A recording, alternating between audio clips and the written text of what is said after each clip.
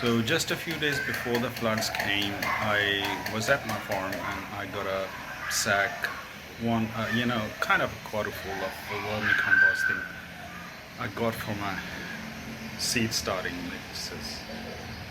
So I had that and I was using that, and then the floods came and my vermicomposting beds unfortunately went underwater, and they were underwater for quite a while. I think it was around maybe 48 hours, well actually more than that, about 3.5 days, just over 72 hours. I wasn't very much hopeful about what's in the beds is going to survive, and I was surprised when I went. There were a few worms left. Most of them had died, but there were a few alive. Now I'm in a fix because I haven't got enough of those worms, but this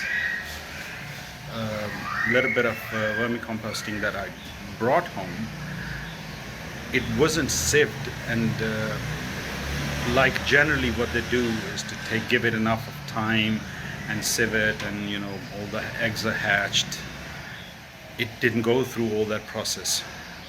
What I'm hoping that in this sack there might be some eggs which must hatch, and I can have a few worms at home, which I wanted to make a worm bin at home as well.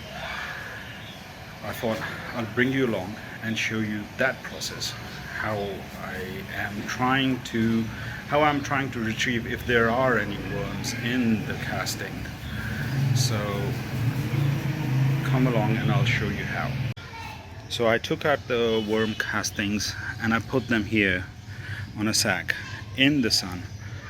As the sun hits the soil, the worms naturally would go away from the light and they start going deeper in.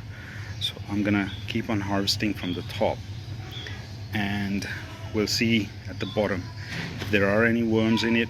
Then I'll make a small bin and try to multiply them. It might be helpful if you want to make a small worm bin at home to follow this, and I'm pretty sure I'll be able to make a bin out of whatever is in here. And if you buy just a few worms, you can have a small worm bin at home. As you can see, there are small tiny little worms in it, and I'm just waiting for them to go even deeper down. I think I'll probably stop at this and put the rest in my new bin, because they're very small and I want to keep as many in my new bin instead of them going to my plant pots. Now here I've got a bucket and one of my 35 liter pots. I think it is 35, no, yeah, 30 liters.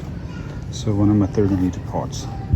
So I'm going to put this in the bucket so it catches if there is any liquid, and if there is any worms that fall down, I can put them back in our composting bin, so to speak, a little composting. Here I've got some cardboard boxes. They're kind of a bit wet being in the rain. I'm taking the tape off and breaking it into smaller pieces.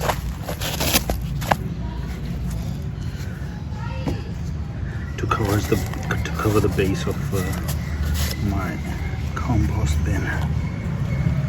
I'm just checking in there because it's been wet. There's no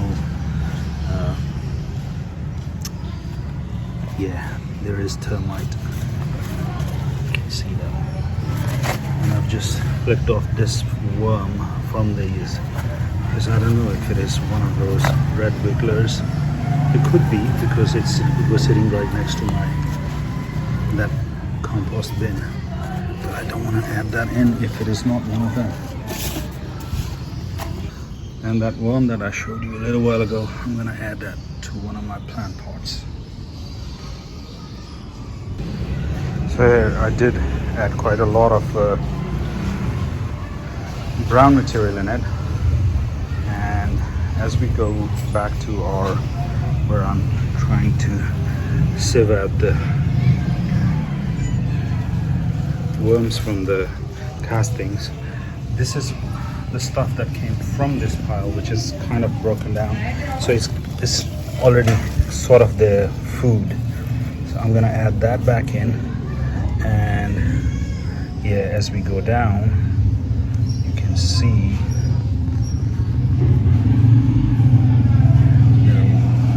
worms, but they're very small ones.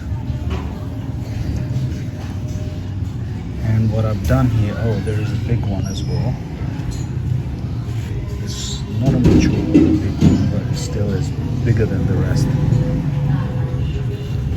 And what I've done is to add a corn cob in it, and perhaps you can see they are munching on it. They enjoyed it a lot because they can make tunnels through it, and then as it decays they can eat it. So I'm going to put these things down there first, and then I'm going to empty it on top of that. As you see, I've added some tissues as well because they're going to be breaking down sooner than these the cardboard box or the cob, corn cob. So that's going to become their food sooner than later.